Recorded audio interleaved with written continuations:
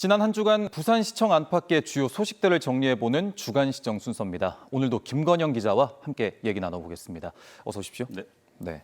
원래는 부산시정에 대해서 이야기를 나누는 시간이지만요. 오늘 또 대선 당일인 만큼 대선 막바지에 좀 거론됐던 시청과 관련된 주요 현안들에 대해서 한번 짚어보도록 하죠. 네, 그렇습니다. 이 시간을 통해 부산 지역 현안과 관련된 지역 대선 공약 얘기를 틈틈이 다뤄왔습니다만 압축해서 보면 그다지 희망적인 소식들을 전해드리진 못했던 것 같습니다. 예. 부산시가 각 당에 전달한 공약 과제와 주요 후보들이 내놓은 공약집 내용을 비교해보는 게 가장 일차적인 방법일 텐데요. 더불어민주당 이재명 후보 공약들은 부산시가 강력히 바라는 현안 과제들과는 적잖이 결이 좀 다릅니다. 윤석열 정부 정책과의 차별화에 주력해 내놓은 부분들이 눈에 띕니다. 국민의힘 김문수 후보의 경우엔 부산시장이 같은 당 소속 단체장인 만큼 이 부산시 과제들의 반영률이 높긴 하지만 윤석열 정부 추진 정책을 재탕했거나 구체적인 실행 방법 제시는 부족하다는 평가입니다. 무엇보다 걱정스러운 건 두 유력 후보 모두 경기도지사를 지낸 수도권 정치인의 한계를 명확히 안고 있다는 점입니다. 수도권 일극한 문제나 국가 균형 발전에 대한 근본적인 고민을 찾아보기 힘들다는 게 대체적인 평가입니다. 예. 어제도 보도한 내용이지만 민주당 이재명 후보가 가칭 동남투자은행을 설립하겠다라고 공약을 했는데 이 점은 어떻게 보시는지요? 네, 이 후보는 그제 부산을 찾아서 이 동남투자은행 설립을 약속했습니다. 예. 이 후보의 구상안은 자본금 3조 원 규모의 지역 기반 정책 금융기관을 만들겠다는 거죠. 대규모 정책 기금을 운용해 조선, 자동차, 부품 소재, 재생에너지 등 동남권 주력 산업에 자금을 투자하고 융자해주는 은행입니다. 부산에 특화되어 있지 않은 산업은행 대신 지역 특화형 국책은행 신설이 더 낫다는 주장입니다.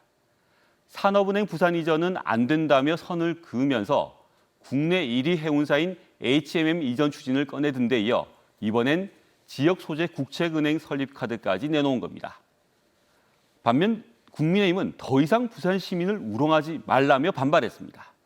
다른 지역의 요구가 있을 때마다 지역에다 투자은행을 만들 것이냐며 부산 기만 공약의 완결판이라고 일갈했습니다.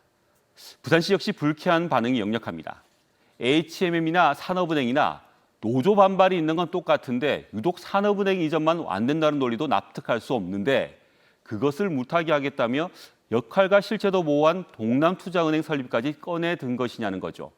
사실 민주당은 석 달여 전 동남권 산업투자공사 설립을 먼저 추진하려고 했습니다.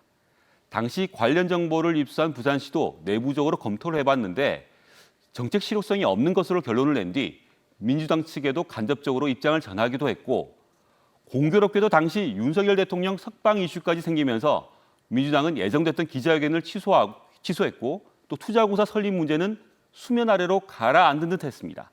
그런데 선거 이틀 전에 이름만 은행으로 바꿔서 발표한 것이어서 부산시는 곤혹스러운 표정입니다. 그렇군요. 투자공사와 국책은행은 기관 성격이 다를 수밖에 없을 텐데 그런 배경이 있었군요. 네. 워낙 선거 막판에 나온 공약이기 때문에 좀 면밀히 검증할 시간이 부족하다 보니 유권자들이 판단하기도 좀 어렵게 되지 않았나 싶습니다. 다음은 가덕도 신공항 부지 조성공사 문제 한번 짚어보죠. 이 수의계약 주관사인 현대건설이 지난 30일이었죠. 사업 불참을 결정해버렸다고요. 네, 공사 기간을 연장을 요구하던 현대건설이 결국 공사 불참을 공식화했습니다. 현대건설은 A4 한 장 반가량의 참고 자료를 통해 입장을 밝혔습니다. 지역과 정치적 이해관계로 인한 무리한 공사 기간 단축 요구를 받아들일 수 없다. 사익 때문에 국책사업 지연을 조장하고 있다는 오명도 받아들일 수 없다. 부산시와 시민단체로부터 근거 없는 비난을 받고 있다. 시민단체가 입찰 배제를 요구하고 있는 만큼 자신들 역시도 공사 불참을 결정 내렸다고 밝혔습니다. 당초 72개월 공사 기간 조건에도 입찰을 했던 과거 자신들 판단에 대한 언급은 전혀 없이 안전을 담보하기에 부족한 국토부 기본계획상의 오류를 바로잡은 것이라 강변하기도 했습니다. 다들 느끼셨겠지만 문장 곳곳에 불쾌한 심기가 노골적으로 드러납니다. 좀 거칠게 표현하면 억울하고 기분 나빠서 안 하겠다는 투와 다름없는 수준이었습니다. 국내를 넘어 글로벌 시장을 누비는 굴지 대기업의 품격과는 너무나 거리가 멀어서 다소 충격적이기까지 했습니다. 예, 공공기관은 아니더라도 보통 대기업들도 이 공식 입장 자료를 통해서는 좀 절제된 표현을 사용하는 게 아닌가 하는 게 또 상례라고 생각을 하는데 좀 상당히 당혹스러운 면이 있는 것 같습니다. 그렇습니다. 국토부와 부산시는 또 어떤 후속 조치 준비하고 있나요? 앞서 보시다시피 현대건설은 국토부의 기본 계획이 안전을 담보하지 못한다고 주장했습니다. 국토부가 1년 8개월간 153억 원을 들여 60여 차례 자문회의까지 거쳐 도출한 용역 결과를 부정한 셈이죠. 당장 입찰 재공고를 하지 않은 채 불필요한 행정 절차에 시간을 허비하던 국토부는 뒤통수를 맞은 격입니다. 국토부는 곧 현대건설 컨소시엄과의 수의계약 절차를 공식 중단합니다. 건설업계와 부산시 등의 의견을 수렴한 뒤 다음 입찰 방침을 결정할 것으로 보입니다. 부산시 역시 당혹해하면서도 국민들이 판단하지 않겠냐며 구체적인 입장 표명은 자제했습니다.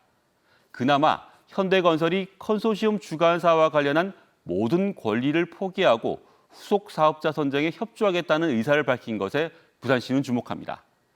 현대 측의 불참 결정이 컨소시엄에 참여한 다른 건설사들과의 사전 논의는 없이 이루어진 것으로 알려진 만큼 이 새로운 주관사만 정해지면 설계 기간을 줄일 수 있지 않겠냐는 게 부산시 관계자의 조심스러운 전망입니다.